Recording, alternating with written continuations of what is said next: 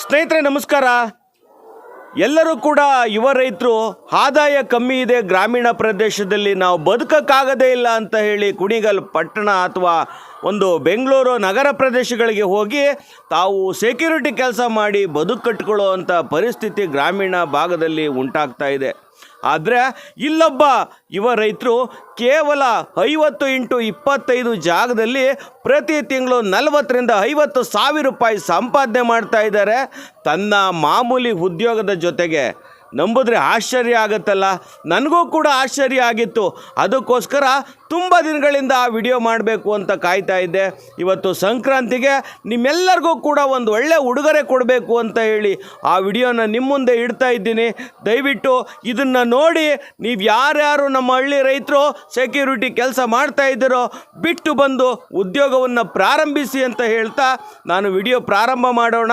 ಅದಕ್ಕಿಂತ ಮೊದಲು ನಿಮ್ಮ ಸ್ನೇಹಿತರಿಗೆ ಶೇರ್ ಮಾಡಿ, ನಿಮ್ಮ ಅನಿಸಿಕೆ ಅಭಿಪ್ರಾಯಗಳನ್ನ ವಿಡಿಯೋ ನಂತರ ಕಾಮೆಂಟ್ ಮಾಡಿ. ನಾವು ಈಗ ಕುಣಿಗಲ್ ತಾಲೂಕಿನ ರಿಷಿತಾ ಪೌಲ್ಟ್ರಿ ಫಾರಮಲ್ಲಿದ್ದೀವಿ. ನಮ್ಮ ಸ್ನೇಹಿತರಾದ ಅಪ್ಪು ಅವರು ನಮ್ಮ ಜೊತೆಲಿದ್ದಾರೆ. ಎಲ್ಲ ಯುವಕರಿಗೂ ಕೂಡ ಇವರು ಮಾದರಿ ಅಂತಲೇ ಹೇಳ್ಬೋದು. ಯಾಕೆ ಅಂತ ಅಂದರೆ ಅವ್ರನ್ನ ಮಾತಾಡಿಸ್ತಾ ಹೋಗ್ತೀನಿ. ಅದಕ್ಕಿಂತ ಮೊದಲೊಂದು ಮಾತು ಹೇಳ್ತೀನಿ. ಯಾಕೆ ಅಂದರೆ ಇವರು ಬೆಂಗಳೂರಿಗೆ ಹೋಗಿಲ್ಲ, ಹಳ್ಳಿಲೇ ಇದ್ದಾರೆ. ಹಾಗಾಗಿ ಸರ್, ತಮ್ಮ ಹೆಸರು? ಅಪ್ಪು. ಏನು ಮಾಡ್ತಾ ಇದ್ದೀರಾ ಸರ್? ಇಲ್ಲಿ ಕೋಳಿ ಸಾಕಣೆ ಮಾಡ್ತಾ ಇದ್ದೀವಿ. ಎಷ್ಟು ಕೋಳಿ ಇದೆ ನಿಮ್ಗೆ? 1000 ಇದೆ. 1000. ಇದು BN3 ಅಂತ ಕೋಳಿ.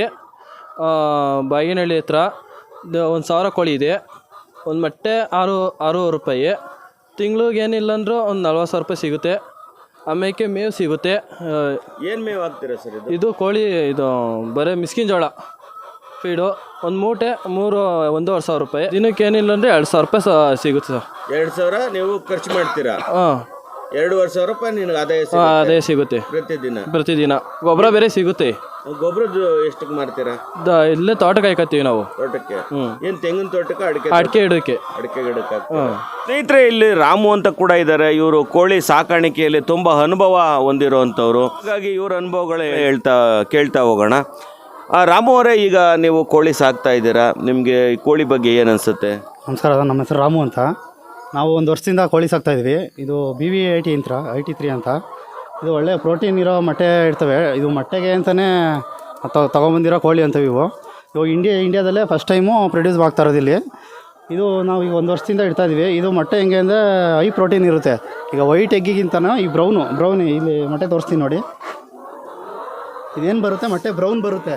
ಒಳ್ಳೆ ಪ್ರೋಟೀನ್ ಇರುತ್ತೆ ಇದು ಜಿಮ್ ಮಾಡೋ ಅಂಥವ್ರಿಗೆ, ವಯಸ್ಸಾದವ್ರಿಗೆ, ಮಕ್ಳುಗಳಿಗೆ ಕೊಟ್ಟರೆ ಒಳ್ಳೆ ಡೈಲಿ ಒಂದೊಂದು ಮೊಟ್ಟೆ ಕೊಟ್ಟರೆ ಒಳ್ಳೆ ಪ್ರೋಟೀನ್ ಬರುತ್ತಿದ್ದು. ಮತ್ತು ಕೋಳಿಗಳು ನೋಡ್ಬೋದು ನೀವು, ಫುಲ್ಲು ನಾಟಿ ಕೋಳಿ ಇವು, ಹೊಸಗೆ ಪ್ರೊಡ್ಯೂಸ್ ಆಗಿರೋದು ಇವು. ನಮಗೇನು ಅಂದರೆ ಈಗ 1 ವರ್ಷದಿಂದ ಸಾಕ್ತಾಯಿದ್ದೀವಿ ನಾವು. ನಮ್ಮದು ಖರ್ಚು ಬಂದು ಇದಕ್ಕೆ ಒಂದು ದಿನಕ್ಕೆ 1,000 ಕೋಳಿಗೆ ಒಂದು 50 ಅಡಿ 25 ಅಡಿ ಜಾಗ ಬೇಕಾಗುತ್ತೆ ನಮಗೆ 1,000 ಕೋಳಿ ಸಾಕೋದಕ್ಕೆ. ನಾವು ಈಗ ಒಂದು 1,000 ಕೋಳಿಗೆ ಪರ್ ಡೇ ಡೈಲಿ ನಮಗೆ 2 ವರ್ಷ ಮೇವು ಆಗುತ್ತೆ. ಒಂದು ಚೀಲ ಮೇವು ಬಂದು 1,400 ರೂಪಾಯಿ ಬೀಳುತ್ತೆ. ಅಲ್ಲಿಗೆ 3,500 ಮೇವಿಗೆ ಬೀಳುತ್ತೆ. ನಮಗೆ ಎಲ್ಲ ಖರ್ಚೆಲ್ಲ ಕಳೆದ್ರೂ ನಮಗೆ ಡೈಲಿ ಒಂದು 2,500 ಪ್ರಾಫಿಟ್ ಬರುತ್ತೆ. ಅದ್ರ ಜೊತೆಗೆ ನಮಗೆ ಗೊಬ್ಬರ, ಒಳ್ಳೆ ನಾಟಿ ಗೊಬ್ಬರ ಸಿಗುತ್ತೆ ನಮಗೆ. ಕೋಳಿದು ಪ್ಯೂರ್ ಕೋಳಿ ಗೊಬ್ಬರ ನೋಡಿ, ನೋಡ್ಬೋದು ನೀವು. ಒಳ್ಳೆ ಪ್ಯೂರ್ ಕೋಳಿ ಗೊಬ್ಬರ ಸಿಗುತ್ತೆ. ಅಡಿಕೆ ತೋಟಕ್ಕೆ, ತೆಂಗಿನ ತೋಟಕ್ಕೆ, ಬಾಳೆ ತೋಟಕ್ಕೆ ಒಳ್ಳೆ ಗೊಬ್ಬರ ಇದು. ನಾವು ನಮ್ಮದೇ ತೋಟ ಇರೋದ್ರಿಂದ ನಾವೇ ಯೂಸ್ ಮಾಡ್ತಾಯಿದ್ದೀವಿ, ನಾವೇನು ಸೇಲ್ ಮಾಡ್ತಿಲ್ಲ. ಒಳ್ಳೆ ಗೊಬ್ಬರ ಸಿಗುತ್ತೆ. ಮತ್ತು ಎಲ್ಲ ಕಳೆದು ನಮಗೆ ಒಂದು 2,000 to 2,500 ಪರ್ ಡೇ ಪ್ರತಿದಿನ ಪ್ರಾಫಿಟ್ ಸಿಗುತ್ತೆ ನಮಗೆ. ತಿಂಗ್ಳಿಗೆ ಏನಿಲ್ಲ ಅಂದರೂ ಒಂದು 50,000 ಪ್ರಾಫಿಟ್ ಬರುತ್ತೆ. ಎಷ್ಟು ಜನ ಇಲ್ಲಿ ಕಾರ್ಮಿಕರು ಇಟ್ಕೊಂಡಿದ್ದೀರಾ? ನಾವೇನು ಜಾಸ್ತಿ ಏನಿಲ್ಲ, ಒಬ್ಬರೇ ಮೇಂಟೈನ್ ಮಾಡ್ತಾಯಿರೋದು. ಒಬ್ಬರೇ, ಏನು ಜಾಸ್ತಿ ಕೆಲಸ ಇರೋದಿಲ್ಲ ಇಲ್ಲಿ. ಬೆಳಗ್ಗೆ 1 ಅವರ್ ಮೇವು ಹಾಕ್ಬಿಟ್ರೆ ಸಂಜೆ ಮೊಟ್ಟೆ ತೊಗೊಬಿಡೋದು ಅಷ್ಟೇ. ಮೊಟ್ಟೆ ಎತ್ಕೊಳ್ಳೋದು. ನೀರು ನೋಡಿ ಅದ್ರ ಪಾಟಿಗೆ ಅದು ಹೋಗ್ತಾ ಇರುತ್ತೆ. ಇಲ್ಲಿ ನೋಡ್ಬೋದು, ನೀರು ಅದೇ ಕುಡಿಯುತ್ತೆ. ನಾವೇನು ನೀರು ಹಾಕೋಂಗಿಲ್ಲ, ಏನಿಲ್ಲ. ಅದು ಡ್ರಾಪ್ ಬರುತ್ತೆ. ಅದು ಮೂತಿಲಿ ಚುತ್ತಾಗ ನೀರು ಮಾತ್ರ ಬರುತ್ತೆ. ಅದು ಬೇಕು ಅಂದಾಗ ಅದು ಕುಡಿಯುತ್ತೆ. ಮೇವು ಅಷ್ಟೇ. ಇಲ್ಲಿ ನೋಡಿ, ಮೇವು ಇಲ್ಲಿ ಒಂದು ಟೈಮ್ ಹಾಕ್ಬಿಟ್ರೆ ಡೈಲಿ ಒಂದು ಅರ್ಧ ಗಂಟೆ ಮೇವು ಹಾಕ್ಬಿಟ್ರೆ ಅವೇ ತಿಂತಾ ಹೋಗ್ತವೆ ಸಂಜೆವರೆಗೂ. ಅವೇ ತಿಂತವೆ, ಅವೇ ನೀರು ಕುಡಿತವೆ.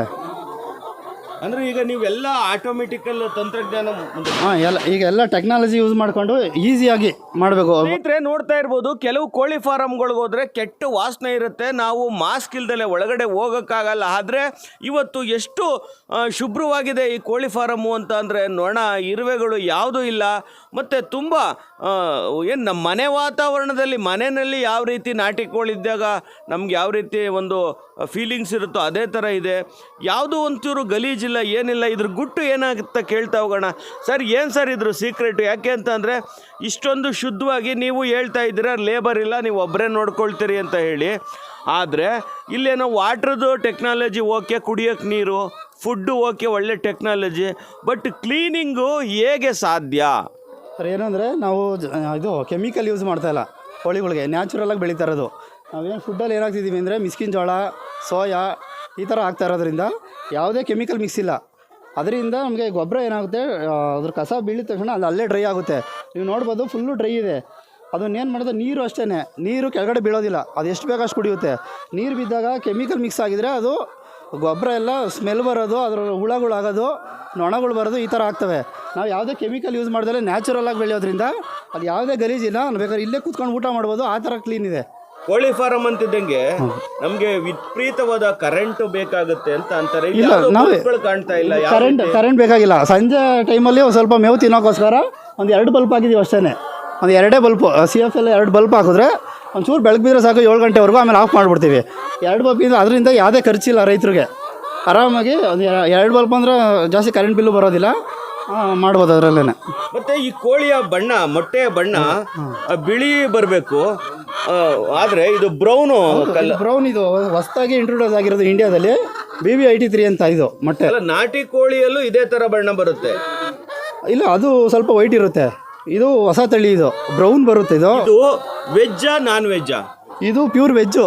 ಅಂದರೆ ಯಾಕೆ ಅಂದರೆ ಇದು ಮರಿ ಆಗೋದಿಲ್ಲ, ಓನ್ಲಿ ಮೊಟ್ಟೆ ಇಡುತ್ತೆ ಅಷ್ಟೇ.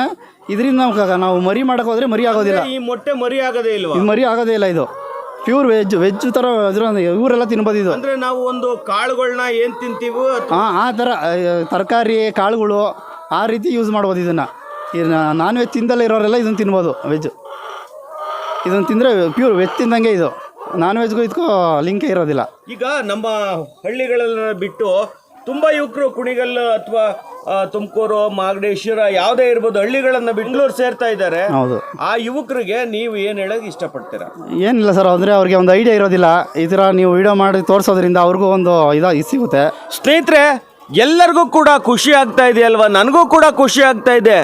ಎಲ್ಲ ಒಂದು ವಿಚಾರಕ್ಕೆ ಬಂದಾಗ ಕೊನೆಗೆ ನಮಗೆ ಬರೋದು ಹಣ. ಎಲ್ಲಿಂದ ಬರುತ್ತೆ ಹಣ? ಯಾರು ಕೊಡ್ತಾರೆ ದುಡ್ಡು? ಈ ವಿಚಾರಕ್ಕೆ ಬಂದಾಗ ನಾನು ಇವ್ರು ಕೇಳ್ತೀನಿ, ರಾಮು ಅವರೇ, ಇದಕ್ಕೆ ಹಣದ ವ್ಯವಸ್ಥೆ ಯಾವ ಥರ ಮಾಡ್ಕೊಂಡ್ರಿ? ಈಗ ಏನಿಲ್ಲ, ನಮ್ಮ ಕೇಂದ್ರ ಸರ್ಕಾರ, ರಾಜ್ಯ ಸರ್ಕಾರದಿಂದ ಕೋಳಿ ಸಾಗಾಣಿಕೆ ಮಾಡೋಕ್ಕೆ, ಕುರಿ ಸಾಗಣೆ ಮಾಡೋದಕ್ಕೆ, ಮತ್ತು ಇವು ಫಾರಮ್ ಮಾಡೋದಕ್ಕೆಲ್ಲ ಗೌರ್ಮೆಂಟಿಂದ ಸಬ್ಸಿಡಿ ಕೊಡ್ತಾರೆ, ಲೋನ್ ಕೊಡ್ತಾರೆ. ಅದನ್ನೇನು ಮಾಡಬೇಕು, ಯುವಕರು ಹೋಗಿ ಕೇಳಬೇಕು, ಅಪ್ರೋಚ್ ಮಾಡಬೇಕು, ಲೋನ್ ತೊಗೋಬೇಕು. ಅದರಿಂದ ದುಡ್ಡು ಬರುತ್ತೆ. ಅದನ್ನ ತೊಗೊಂಡು ನಾವು ಸೆಡ್ನ ಮಾಡ್ಕೋಬೋದು. ಅಂದರೆ ಇನ್ನೊಂದೇನು ಅಂದರೆ, ಈಗ ಕಂಪ್ನಿಯಿಂದನೂ ಬಿಡ್ತಾರೆ.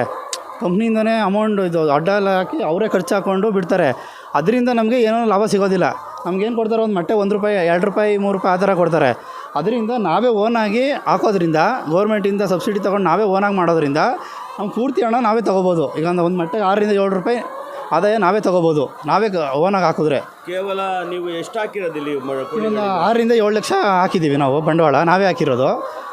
ಅದರಿಂದ ಈಗ ಏನೇ ಅಮೌಂಟ್ ಬಂದ್ರೂ ಅದು ನಾವೇ ತೊಗೋಬೋದು. ₹7 ಲಕ್ಷ ನೀವು ಪ್ರತಿ ತಿಂಗಳು 2.5 ಲಕ್ಷ, 2,500 ರೂಪಾಯಿ ದುಡಿತಾ ಇದ್ದೀರಾ? ಹೌದು. ಅಲ್ಲಿಗೆ ನಿಮಗೆ ತಿಂಗಳ ಆದಾಯ ಎಷ್ಟಿದೆ? ತಿಂಗಳ ಆದಾಯ 50,000 - 60,000 ಇದೆ ನಮ್ಗೆ.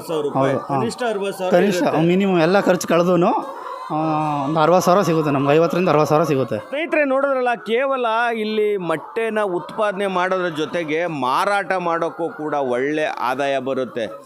ಅದು ವಿಶೇಷ. ಇವ್ರ ಬಾಯಲ್ಲೇ ಕೇಳೋಣ ಬನ್ನಿ. ನಾವು ಈಗ ಮೊಟ್ಟೆ ಇಲ್ಲೇ ಹೋಲ್ಸೇಲ್ ಕೊಡ್ತಾ ಇರೋದ್ರಿಂದ 6.5 - 7 ರೂಪಾಯಿವರೆಗೂ ಇಲ್ಲೇ ಕೊಡ್ತಾಯಿದ್ದೀವಿ ಹೋಲ್ಸೇಲಾಗಿ. ಈ ಮೊಟ್ಟೆನ ಬೆಂಗಳೂರಲ್ಲಿ ತೊಗೊಂಡೋಗಿ ಒಳ್ಳೆ ದೊಡ್ಡ ಇದು ಮಾಲ್ಗಳಲ್ಲೆಲ್ಲ ಪ್ಯಾಕಿಂಗ್ ಮಾಡಿ ಮಾರೋದ್ರು 14 - 15 ರೂಪಾಯಿ ಮೊಟ್ಟೆ ಮಾರ್ತಾಯಿದ್ದಾರೆ. ಇಲ್ಲಿ ನಾವು ಒಬ್ಬರೇ ನೋಡ್ಕೊಳ್ಳೋದ್ರಿಂದ ಇಲ್ಲೇ ಬಂದು ಒಂದು ಇವ್ರ ಜೊತೆ ಟೈಪ್ ಆಗಿದ್ದೀವಿ. ಅವ್ರಿಗೆ ಜಾಸ್ತಿನೇ ಆಗಲಿ ಕಮ್ಮಿನೇ ಆಗಲಿ ನಮ್ಗೆ 6.5 - 7 ರೂಪಾಯಿವರೆಗೂ ಕೊಡ್ತಾರೆ. ಅವರು ಅಲ್ಲಿ ತಗೊಂಡೋಗಿ ಈಗ ದೊಡ್ಡ ವ್ಯಕ್ತಿಗಳೆಲ್ಲ ತಿನ್ನೋದು ಮೊಟ್ಟೆ ತೊಗೊಂಡೋಗೋದು ಎಲ್ಲ 15 ರೂಪಾಯಿ ಆಗುತ್ತೆ. 15 ರೂಪಾಯಿ ಪ್ಯಾಕಿಂಗ್ ಆಗಿ ಅವ್ರು ಸೇಲ್ ಮಾಡ್ಕೋತಾರೆ. 7 ರೂಪಾಯಿ ಮೊಟ್ಟೆ 15 ರೂಪಾಯಿ 15 ರೂಪಾಯಿ ಅವರು ಡಬಲ್ ರೇಟ್ ಮಾಡ್ಕೋತಾರೆ. ಈಗ ನಾವೇ ಹೋಗಿ ಅಲ್ಲಿ ಹೋಗಿ ತೊಗೊಂಡೋಗಿ ಸೇಲ್ ಮಾಡೋದ್ರಿಂದ ಮಾಡಿದ್ರೆ ನಮಗೂ ಪ್ರಾಫಿಟ್ ಒಂದು 10-12 ರೂಪಾಯಿವರೆಗೂ ಪ್ರಾಫಿಟ್ ಬರುತ್ತೆ. ಈಗ ನಾವೇನು ಮಾಡೋದು ಒಬ್ಬರೇ ನೋಡ್ಕೊಳ್ಳೋದ್ರಿಂದ ಇಲ್ಲೇ ಬಂದು ತೊಗೊಂಡೋಗ್ತಾರೆ ಅವರೇನೆ. ಹಂಗಾಗಿ ಇಲ್ಲಿ 6 ರೂಪಾಯಿಗೆ ಹೋಲ್ಸೇಲಾಗಿ ಸೇಲ್ ಮಾಡ್ತಾಯಿದ್ದೀವಿ. ಯಾರಾದರೂ ಇದೇ ಬಿಸ್ನೆಸ್ ಮಾಡೋಕ್ಕೆ ಅಂತ ಬಂದರೆ ನೀವು ಒಂದು ಬಿಸ್ನೆಸ್ ಆಗಿ ಮಾಡ್ತೀವಿ ಅಂದರೆ ಈಗ ನಾವೇನಂತಂದರೆ ಇಲ್ಲಿ 1 ಗಂಟೆ ಕೆಲಸ ಮಾಡಿಕೊಂಡು ನಮ್ಮ ಪರ್ಸ್ನಲ್ ಕೆಲಸಗಳು ಮಾಡ್ಕೋತೀವಿ. ಹಂಗಾಗಿ ನೋಡ್ಕೊಳ್ಳೋರಿಲ್ಲ ಇಲ್ಲಿ. ಇವ್ರು ಇದನ್ನೇ ಮಾಡ್ತೀವಿ ನಾವು ಬೆಳಗಿಂದ. ಇದು ನಿಮಗೆ ಮುಖ್ಯ ಬೆಳೆ ಅಥವಾ ಅಲ್ಲ ನಿಮ್ಮದು? ಅಲ್ಲ, ನಾವು ಇದೇನು ಸೈಡ್ ಬಿಸ್ನೆಸ್ಸನ್ನು ಮಾಡ್ಕೊಂಡಿದ್ದೀವಿ.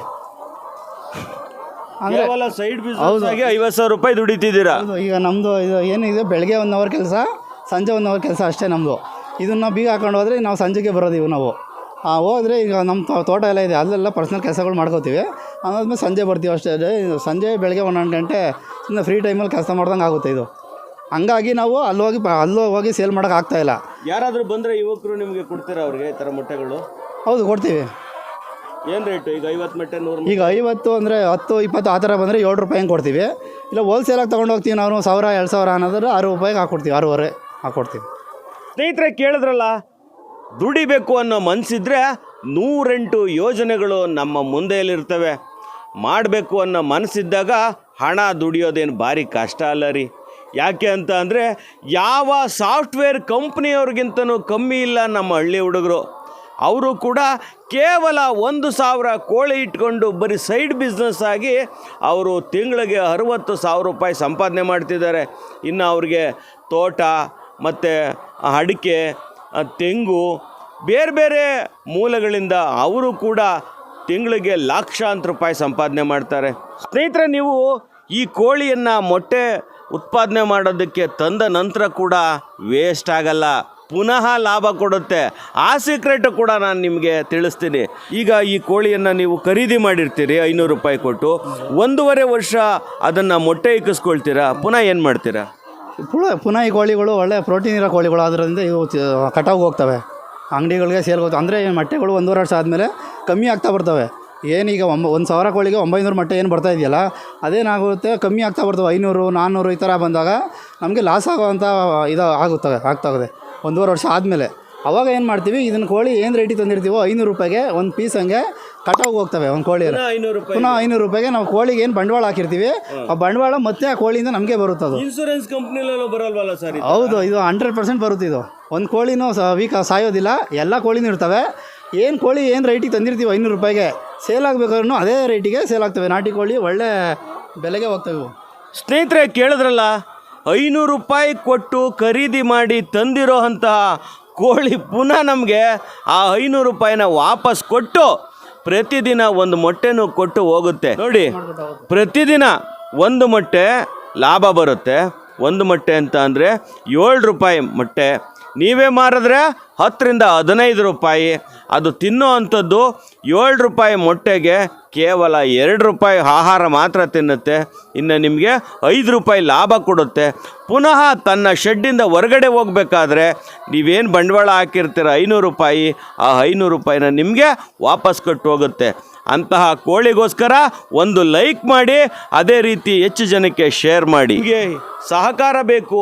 ಇಂಥ ಯೋಜನೆಯನ್ನು ಮಾಡಬೇಕು ಅಂತ ಅಂದರೆ ದಯವಿಟ್ಟು ಕೆಳಕಂಡ ನಂಬರ್ಗೆ ಫೋನ್ ಮಾಡಿ. ಅದೇ ರೀತಿ ಇವರು ಉತ್ಪಾದನೆ ಮಾಡ್ತಾ ಇರುವಂಥ ಮೊಟ್ಟೆಗಳನ್ನು ಕೂಡ ನೀವು ಖರೀದಿ ಮಾಡಿ ವ್ಯಾಪಾರ ಮಾಡಬಹುದು. ಅದಕ್ಕೂ ಕೂಡ ಅವಕಾಶ ಇದೆ. ಜೊತೆಗೆ 4-6 ಜನಕ್ಕೆ ಅನುಕೂಲ ಮಾಡೋ ಮನಸ್ಸು ನಿಮಗಿದ್ರೆ ಈ ವಿಡಿಯೋನ ದಯವಿಟ್ಟು ಶೇರ್ ಮಾಡಿ. ನಿಮ್ಮ ಅನಿಸಿಕೆ ಅಭಿಪ್ರಾಯಗಳನ್ನ ಕಾಮೆಂಟ್ ಮಾಡಿ. ಇದುವರೆಗೂ ನೋಡಿದ್ದಕ್ಕೆ ಧನ್ಯವಾದಗಳು.